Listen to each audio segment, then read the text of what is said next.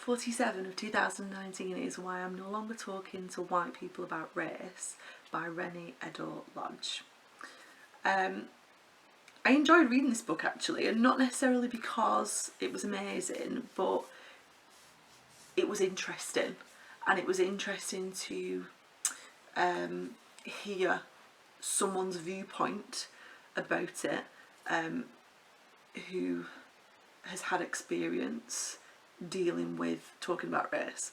I think the irony of this title, which was the title of the blog that she wrote, is that after her writing it, she's done nothing but talk about race with white people.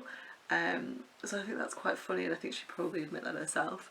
I think the way she comes across in this book is quite bad, it's quite negative, and I think if you watch interviews with her, she comes across a lot better, and I think that's probably just because she was pissed off when she wrote this book.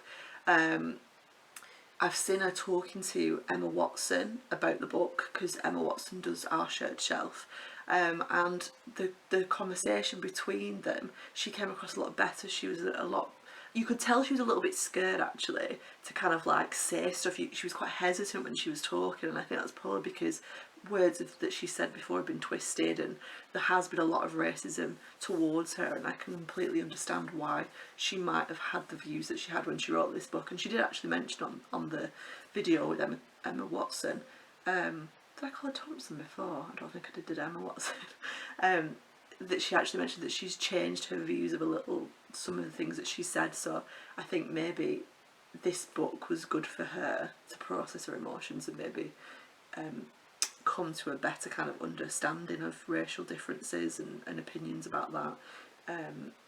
I mean, when I read it, I thought the bits that were interesting, that are worth a read, are that she talks about people have an issue, and I don't know why this is, because I don't have an issue with this, of immigrants being in countries, it doesn't matter which country you're in, people don't like immigrants coming into the country.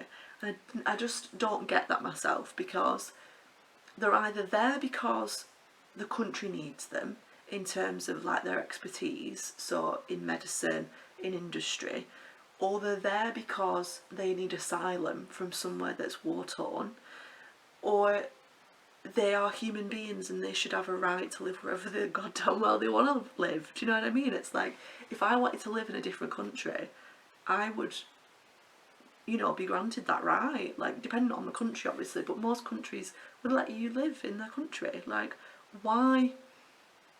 Like, obviously the government's doing up the people that are actually living there, they're those that got a problem with it, but like, why would you stop movement of people around the world? Like, you know, we've all been born somewhere, we've not chosen to be born there, so we should have the freedom and the choice to decide whereabouts on the earth we want to live, and not be, you know, stuck in one place. It's like back in the old days, we couldn't fly and be on boats to other places because we didn't have any money or whatever, but we have that luxury now, or some of us do, so we should be able to choose where we want to live. Like, these bureaucratic, you know, structures, you know, lines in the sand that don't actually exist to you know, cut up countries, like, just seems a little bit ridiculous. But anyway, I'm going off on a tangent there and going away from this book. This is really good because it talks about how immigrants in the country, the reason why Britain is so multicultural and diverse now is because the people of Britain did that.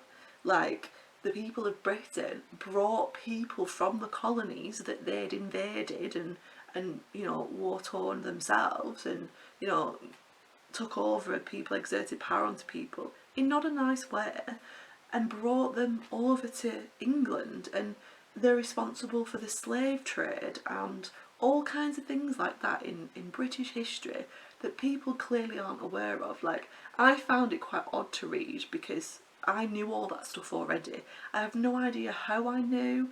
I don't know. Like, I've obviously learned about it. I used to love history when I was a kid, so maybe I kind of like looked into it or watched films on it or documentaries on it or whatever, I don't know, but I seem to know about that stuff, and I think perhaps that's what informs my views about immigrants, and why I'm kind of more liberal about that.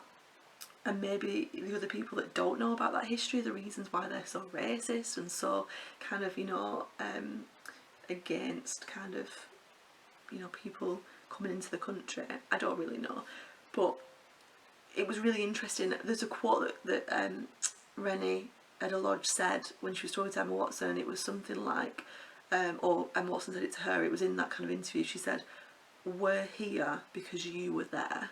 So it's like, immigrants are in the country because we were in their countries, taking over their countries, being violent towards their people, and it's just like, you know, come on. You can't be saying to people, go back to where you come from, because like the country brought them here, like their descendants here, like, you know, all the things that are in the news at the minute about Donald Trump being absolutely racist towards people from the Latino community and people from you know, different ethnicities. I think it's absolutely disgusting. Like, when, you know, America, everyone that lives in America is an immigrant. Like, they've, like, well, not everyone, most of them, the majority of them, all the white people in America are immigrants. Like, they've come from other places. Like, it just is, it blows my mind. It's absolutely ridiculous. So that chapter's really, really good. Having said that, when I was reading this as a white person, I did feel quite offended when I was reading it, because I was just like, you know, she talks about most white people, and I kind of was reading it thinking, you aren't describing me, you aren't describing how I feel, so I feel like that's quite prejudiced to say most white people. And I don't know, I mean, I feel like she's in a lot of pain, and she's kind of talking about her own experiences of having these conversations with people, and for her that seems true, that most of the white people she's met have had those kind of viewpoints. But you can't be prejudiced against a whole group of people because of the colour of their skin. Like, she's doing the exact same thing that she's calling them for. So it was just kind of like, to me, thinking, you know, no one person can be the mouthpiece for everybody else. That's like saying that I am the mouthpiece for all ginger-haired people or all brown-eyed people. It's ridiculous. Like, you can't be. Everyone is individual, and everyone has a mixture of things about them as a person.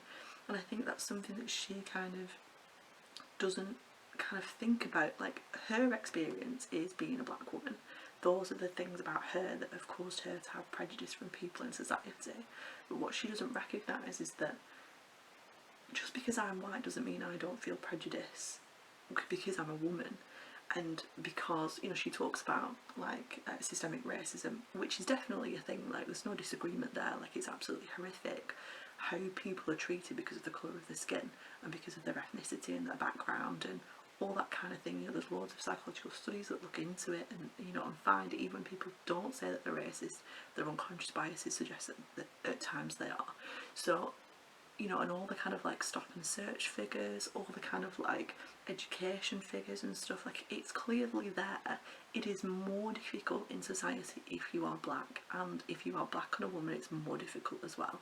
So it's kind of like, yes, it's there, and yes, she is making a point, but she's also kind of blind to all the other prejudices within society that have the same kind of like issues with it. Like, you know, if you are part of the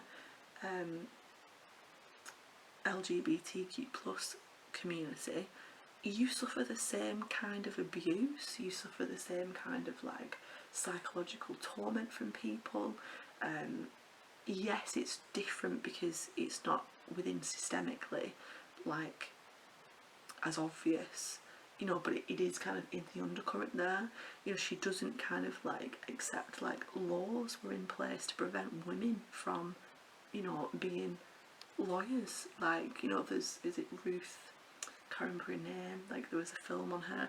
It was because of her getting into the Senate that, you know, things changed for women, and because of, you know, suffragettes and all the rest of it. Like, there's loads of groups of people in society that are discriminated against, and it's not a kind of like obvious discrimination, right? Obvious prejudice. It's kind of like a undercurrent of it. And so she kind of like is a bit blind to that. Like, just because you are white doesn't mean that everything goes your way and that you don't suffer prejudice. Like, everybody suffers prejudice in some kind of way. You know, the kind of like talking about like white men, like as if white men are all the same. Like, they'll have, you know, their own prejudices that they have to deal with from people. You know, people that have mental health issues have prejudice against them. Like, I think people suffer prejudice all the time, and I don't think the colour of your skin is the only thing that is a problem. You know, she talks about like underrepresentation in like the media. So she talks about like if there's a black person in like a film or something, they're always in a position of lower power and kind of you know, represented as like the butt of jokes or whatever, which is disgusting, and she's absolutely right. But they do the exact same thing to, you know, people who are, you know, of Asian descent, or they do the same things to people.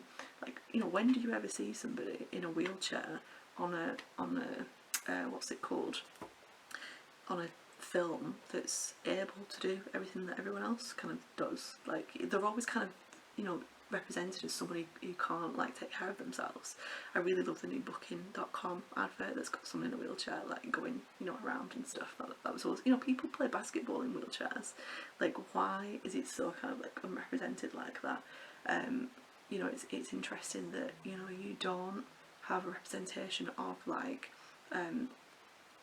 people from the LGBTQ plus society that aren't the stereotypical.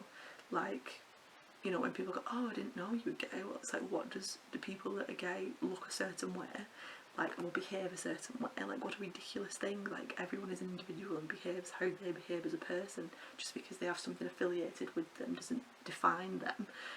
You know, so I just find it really kind of, she's a bit naive to think that society is just against black people.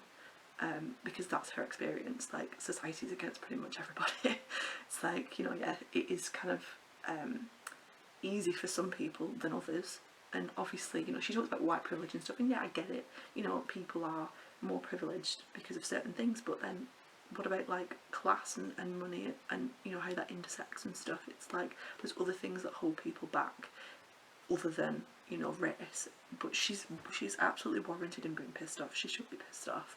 Like, it's disgusting that people get discriminated against. It's disgusting that, you know, people's lives are damaged because of how people are treated.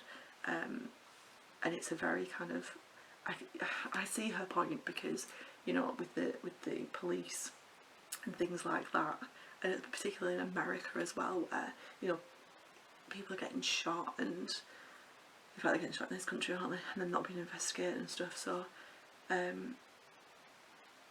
I get it, but I think she was prejudiced when she wrote this. There's something in here, a conversation with her and an Icelandic girl, I think it is, who is white, but just because she's white, she's from a completely different culture. Like, how can she be the mouthpiece for every white person? I was really offended by that. And she talks as well about how white feminists didn't understand her points about being black, and not understanding that it was an issue. And it's like, but not every, you haven't met every feminist. You don't know. I mean, to be honest, like, any person that believes in equality for the genders is a feminist. So can that, you know, that group of people that she's taught to really talk for every feminist? I don't think so. I think any kind of real feminist who is for social justice would understand what she's saying and would see her point and not give her the grief that she's experienced. I think it's really unfortunate that she's had that experience and had to be pissed off and write a book about it, because it's kind of like, you know, I get where she's coming from. So I think it was really, really good. I think it's quite, I think I did just read on the book, yeah, eye-opening. It is eye-opening, I think, for a lot of people. Not for me, because I feel like I'm already aware of this already and kind of already there, but I think a lot of people do need to read it and do need to kind of view it and see. But then I worry in case it comes across as her being prejudiced. And, you know, she worries about being an angry black woman, which is the stereotype that I've heard a lot of black women say, which I think, again, is disgusting, that people, you know, an assertive black woman, why is she coming across as angry? But then they do that to women anyway. If a woman is assertive and will speak her mind and speak with passion, she's viewed as angry and she needs to get back in a box, which is disgusting, isn't it? But that's society, and that's the way that we're kind of, you know, brought up in these social norms. So yeah, I think it's worth a read. It won't be amazing, blow your mind, but it is quite good, and she does kind of like talks with people and stuff, so they might be worth a watch too. I don't think I've missed anything out. No, I'm just looking at my little chat list. So yeah, you want to read?